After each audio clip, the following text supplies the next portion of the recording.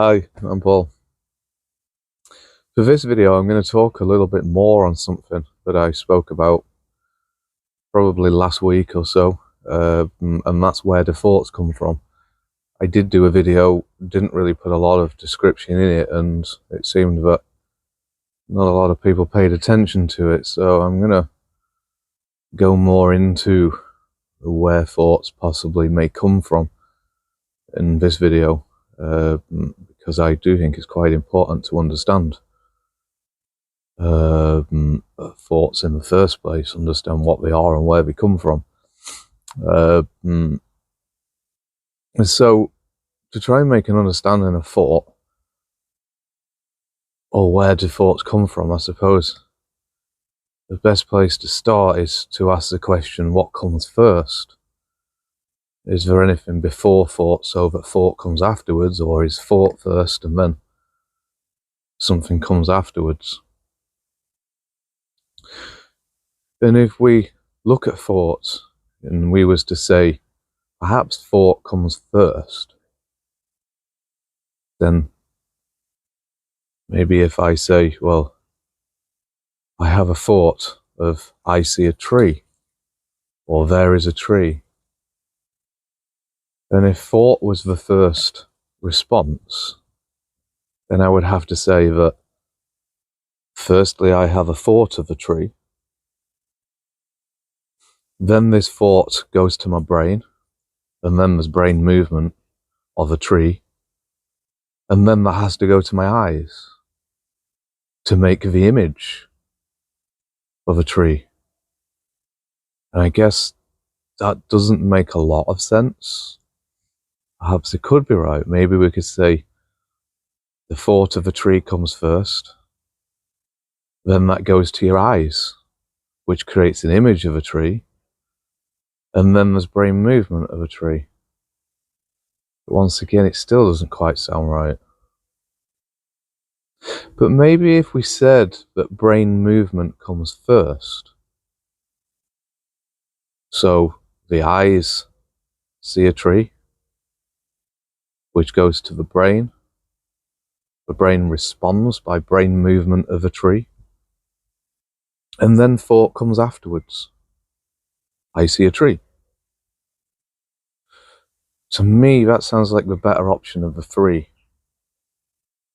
But that also means that if I said to you, lift up your hand, you would then say, well, I thought of lifting up my hand and then I lifted up my hand. But then that wouldn't agree with brain movement first. So then what would have happened was the brain responded to the environment. The environment was me saying, lift up your hand. So the brain responded and lifted up a hand. And then the thought came afterwards, I did that. There was an experiment done somewhere. I don't know all the details of it, but there was an experiment which was where some doctors had applied a small electric current to a certain part of the brain.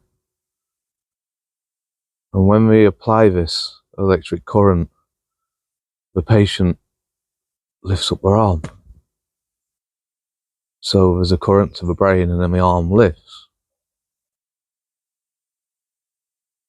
But the interesting part to that was when they said to the person, the patient afterwards, why did you lift up your arm?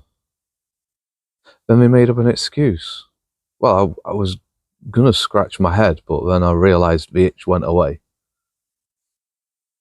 Now, when this person's making up this excuse, I don't think they're just lying and they know it. I do think that they truly believe that they was the one who chose to lift up their arm. The truth was, the electrical current went into the brain, there was brain movement, and the arm responded to the environment. I mean, I wonder if we can send an electric current to the thought instead, and maybe the arm would lift. I don't think that could happen because Doesn't seem as if there is such thing as thought. And this was also something with patients which had, God, what's the word? Stroke. So with stroke patients which is essentially brain damage, so we'll say with patients with brain damage to the right hemisphere who are unable to lift up their left arm, was then asked, can you lift up your left arm? And they responded, yes. And then we said, there you go, but my arm didn't lift. And then there was question on this, but your arm didn't move. Then we would say, oh, well, that's not my arm. That's your arm. That one was from Ian McGilchrist. I heard that on one of his videos. But the point is what is happening seems to be happening as a response from the brain movement. And the brain movement is a response to the environment or situation or circumstances. And then when the response to the circumstances happens, there seems to be this thought that says, I did that. I chose that. This was the reason why I did that.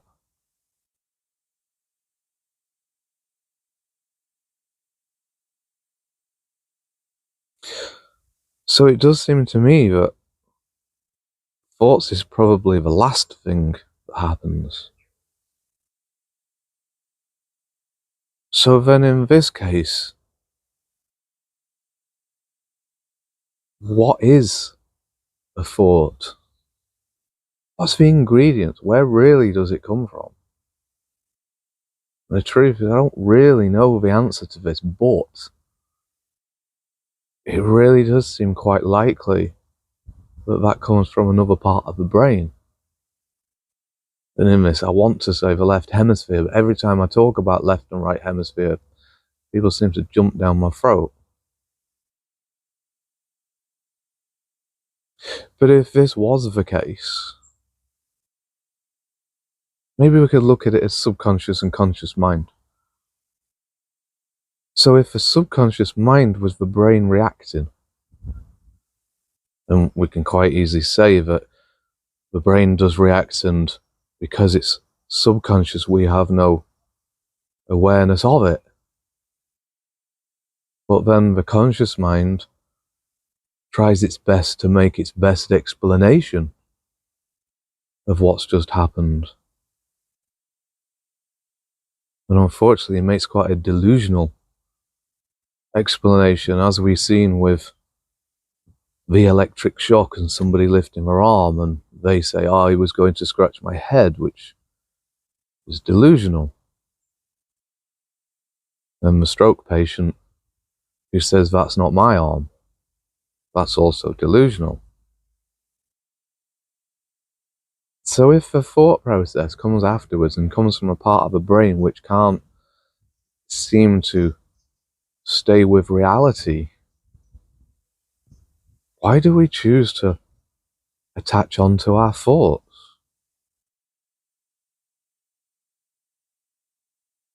And a lot of my videos I talk about doing meditation have been one of the most important things you can do. And I think this is a good explanation why.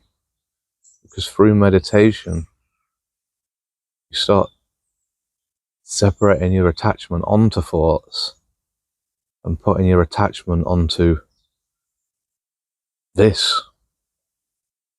Just accepting this for what and how it is. Because it does seem to be that when we attach onto our thoughts and try to explain it, all we do is drift away from what is.